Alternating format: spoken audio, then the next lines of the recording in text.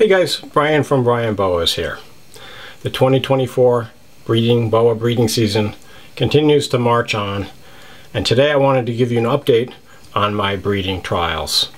And I'm going to say a little bit about what's looking positive and what I think I might have not too far down the road in terms of babies. We'll also get a quick look at some of the females who appear gravid. Hopefully I'll be able to catch some breeding activity, maybe even a little copulation going on as we look inside some of the boas enclosures. And just a little bit of a recap. My breeding has been, or my boa breeding has been going on really since October. So October is when I stopped feeding my animals and started early November to lower the temperature slightly at night. And then I paired up animals in November, which was a little bit earlier this year than previous years. And you know, there's a lot of breeding going on November, December, over the holidays into the new year. And then in January I separated animals for the first time, fed them, and then basically I've been keeping them together for around 3 weeks or so, then separating them, feeding them, keeping them apart for a week, and then putting them back together. And so I've seen quite a bit of breeding activity. You know, in general, I let nature take its course. I'm not constantly checking on my animals and recording every little thing that happens, so a lot of it I don't see, and that's fine because I want my animals to have privacy, to do their thing, and not feel like I'm constantly, you know, snooping on them. At this point, I would say probably about a third of the pairings look like the female's acting gravid, so that's a really good sign. And now we're in February, so you know, it's about 90 days from the post-ovulation shed, or I'm sorry, it's 105 days from the post-ovulation shed to the birth, about 3.5 months. So a lot of these animals have had their post-ovulation sheds in late January, early February. So that puts us in the early, kind of the mid-spring. Was that February, March, April, May, around May-ish, that hopefully we should start to see some of these litters. And so I have other animals that are still going at it. In some cases it's not going to result in a litter. That always happens. You never get 100%. But we'll just see. You know, sometimes the females don't become gravid until like the early summer. So you know, I have the animals together for many months before the female becomes gravid. That's just, you know, how it is sometimes. But this year looks really good. I've got a lot of pairings. Of course, I've got several different types of red tails, which are kind of my bread and butter. I've got some interesting morph boas that I haven't bred before. I've got quite a few dwarf boas, and then some other miscellaneous types of locality boas. So something for everybody, and really excited about the potential offerings for this year. So with that in mind, I'm going to put on my close-up lens and just go and look at some of the boas, see what's happening. And you know, I haven't pre-screened anybody. There might not be much activity today, or there might be a lot of activity. I'm just going to see what's happening, and if there's something that's interesting, I'm going to film it and I'm going to include it in this video. Here's a Suriname female that appears gravid. She's just sitting in the corner of the enclosure over the heat spot. You can see she's kind of wrapped in a tight coil to conserve heat, and she was under her hiding place, which I moved out of the way. So fairly confident that this one is gravid. She had a shed on February 1st, so that would put the expected due date about 3.5 months from then, which is sometime in mid-May, probably mid to late May, because the BCC typically go more than 105 days.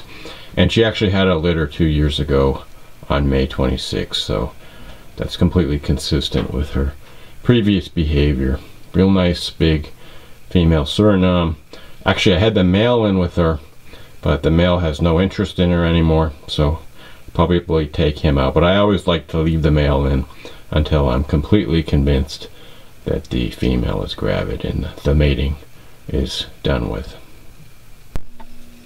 Here's another female that's showing all the signs of being gravid. This is a Honduran firebelly boa, and for the last month or so she's just been coiled in this tight coil above her hot spot, under the hiding place, which I actually just moved over to the side there, to film this segment, and she's not feeding, she's just sitting still, you know, not moving around, which is a pretty classic sign of being gravid.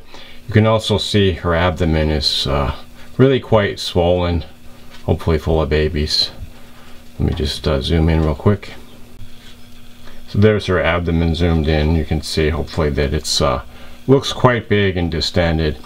Apologies for the poor lighting in these segments. I just really don't want to set up my lights. I don't want to disturb these animals any more than absolutely necessary, just to give them their space. So it's not the best lighting, but hopefully you can see how big she looks.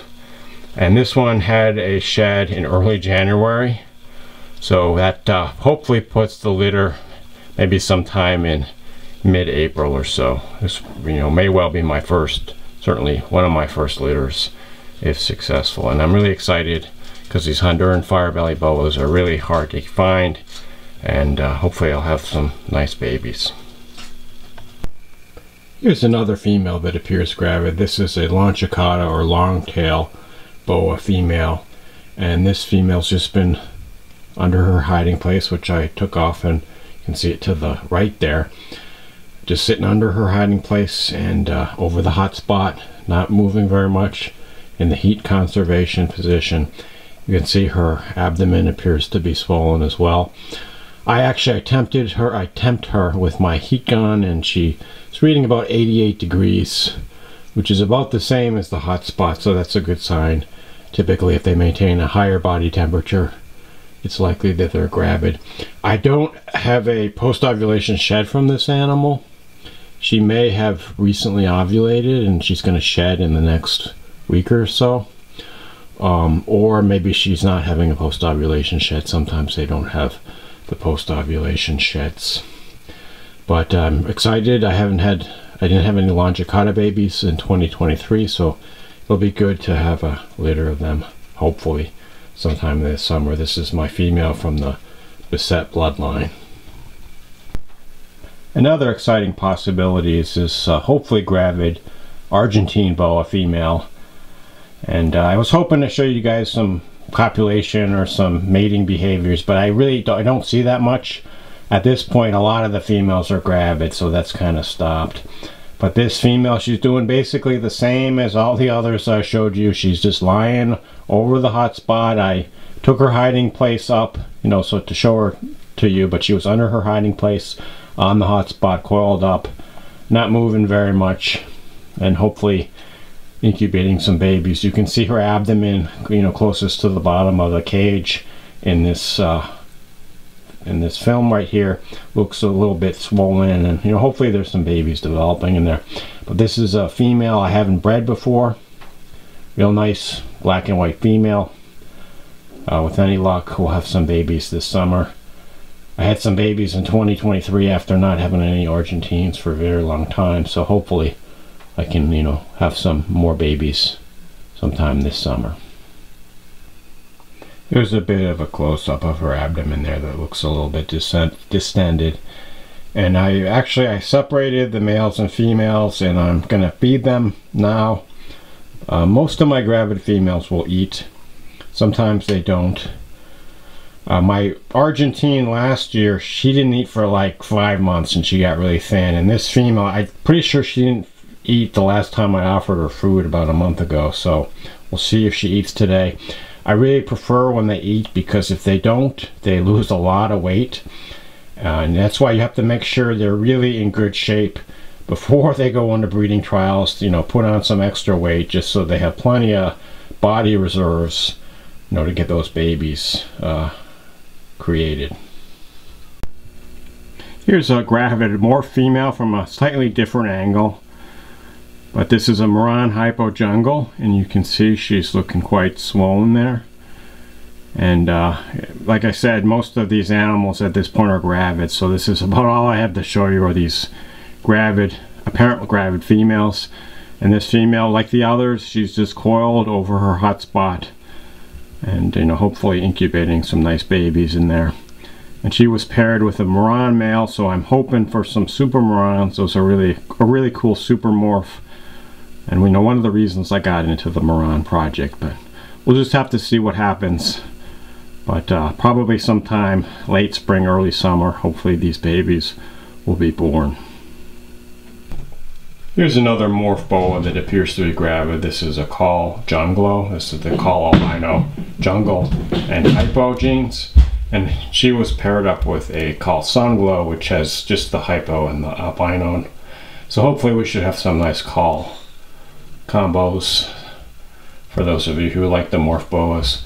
But this female is just doing pretty much the same as the others, just sitting under the heat. In this case, I have a heat emitting panel above her, but not moving very much, just hopefully incubating some nice babies.